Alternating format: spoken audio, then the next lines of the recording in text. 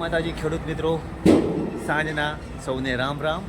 સાંજના નહીં પણ રાતના, કારણ કે રાતના વાગ્યા છે મિનિમમ 9:30 અને આપણે આવ્યા છીએ અજંટા કોલેસ્ટર, જ્યાં અમારા ગામના જ વરધાજી મોટાજી સોલંકીનું કોલ્ડ સ્ટોરેજ છે. ત્યાં જો ટ્રેક્ટરનું ચાલુ જ છે લોડિંગ, અને બહાર પણ ટ્રેક્ટર ઊભા છે, કારણ કે પેક છે એટલે હવે બીજા કોલેસ્ટરમાં માલ જાય છે. અને આપણે આવક કેટલી છે જો, આ ક્રેનથી માલ જાય છે અંદર, અને અંદર એલાઉડ નથી. કેમ જો આ રીતે જાય છે. અને આવક કેટલી છે આપણે રૂબરૂ મળીએ. જો મિત્રો, કોલ્ડ સ્ટોરેજ પૂરું પેક થઈ ગયું છે, કમ્પ્લીટ પેક. તો બધી ક્રેનો પેક છે. જો આ બધા જ પેક છે, અને અમુક થોડા જે ખાલી છે એ કદાચ કોઈ કારણવશ, મતલબ કે થોડી ઘણી કોઈ ખેડૂતનો માલ આવવાનો હોય. જે મિત્રો ફક્ત 20,000 કટ્ટાની જગ્યા છે આમાં, બાકી સબ પેક, બાકી બધું પેક થઈ ગયું છે કોલેસ્ટર. જો હવે અંદર તો ભાઈ એકદમ ઠંડી વધારે લાગે છે, અને ખરેખર ગરમીની મોસમ પણ છે, એટલે કંઈ વાંધો નથી. જો આવી રીતે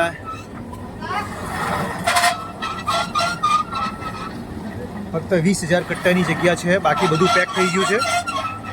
મિત્રો આપણે અહીંયા જ મહેતાજી છે, અને મહેતાજીના ડ્રાઈવરો પણ ઊભા છે બધા, એમની સાથે પણ વાત કરાવીએ. શું છે? જય માતાજી. મહેતાજી જય માતાજી. બોલો, કોલેસ્ટરમાં કેટલી આવક છે? આવક સારી. અને આ શું છે? આ રેડિયમ પટ્ટી ટ્રેક્ટરને સેફટી માટે, ટોલે લગાવવા માટે. એ આ ડ્રાઈવરો માટે સુરક્ષા માટે આપીએ. આ બધા ડ્રાઈવરો છે, અને એમની સુરક્ષા માટે છે. ખરેખર આ બહુ સારું કામ છે, કારણ કે આ રાતે મોડા સુધી કામ કરતા હોય ને તમે.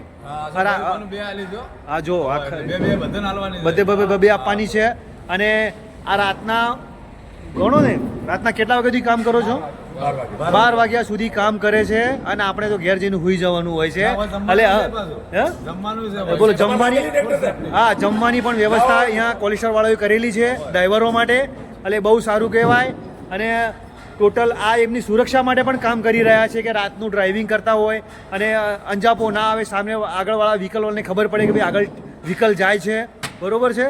અને જો તો બધા એક સાથે બોલી તો જય માતાજી.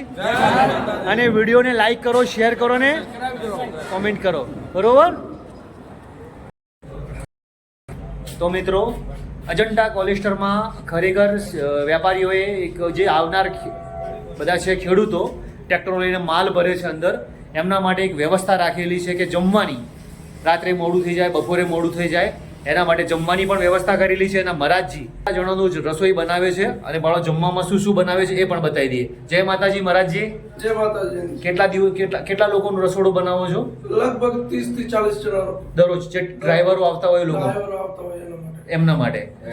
હા, ડ્રાઈવરો છે એ બધો. હા, સ્ટાફ છે, ડ્રાઈવર છે, બધા અજંતાનો. હા, જે ખાવાના ટાઈમે આવે તો જમી લે. અને જમવામાં શું શું બનાવો છો? જમવાનું તો બટાકા છે, રીંગણા છે, પછી દાળ છે, બધું એ તો અલગ અલગ. હા, શાક રોટલી જ બનાવો. બહુ સરસ કહેવાય. અને એમને પણ ધન્યવાદ ગણાય કે એ લોકો આવનાર હરેક ખેડૂતને જમાડે છે. બરોબર? તો જય માતાજી. અને તમે જે કામ કરી રહ્યા છો એ પણ સારું કરી રહ્યા છો. જો નાસ્તામાં માટે એમને આ રાખેલા છે ટોસ્ટ. હા, જો આ નાસ્તા માટે છે, જે અહીંયા સ્ટાફ કામ કરે છે ને રાત દાડો કામ કરે છે, ડ્રાઈવરો ખાય છે. હા, જો એમના માટે પણ બહુ સારો સ્ટોક કરેલો છે, અને ફૂલ સગવડ છે જમવા માટેની ફૂલ સગવડ છે ભાઈ. અને બહુ સારું કામ કહેવાય, કારણ કે ખેડૂતો અત્યારે આવે છે તો અમુક ટાઈમે તો જમવાનો ટાઈમ પણ રહેતો નથી. હા, આ ટ્રેક્ટર તમે લઈને આવ્યા? ક્યાંથી લઈને આવ્યા છો? અણીવાડાથી સીધા આવ્યા છો? 160 કટ્ટા બટાકા ભરીને આવ્યો છું. 160 કટ્ટા ભરીને આવ્યા છો ભાઈ. ધન્યવાદ. એ પણ મહિન્દ્રામાં 275. બરોબર, બહુ સરસ કહેવાય. ખૂબ ખૂબ ધન્યવાદ.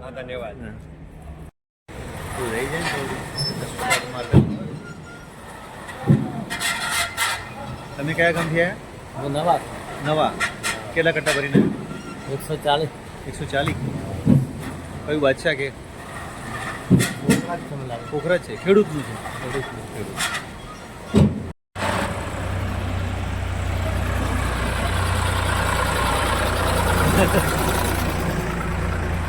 ને ટ્રેક્ટરોની લાઈન ભાઈ વધે જાય છે રાતના. જો મિનિમમ 17-18 ટ્રેક્ટર હશે.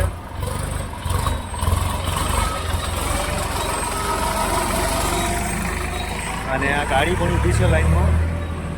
આ પણ ટ્રેક્ટર છે, આ બાજુ પણ ટ્રેક્ટર છે, અને એક કોટા પર પણ ટ્રેક્ટર છે. અને આ જુઓ, આ ટાઈપની ભીડ છે કોલ્ડ સ્ટોરેજમાં. અજંટા કોલ્ડ સ્ટોર, ડીસાથી પાલનપુર હાઈવે, ભોયણની બાજુમાં.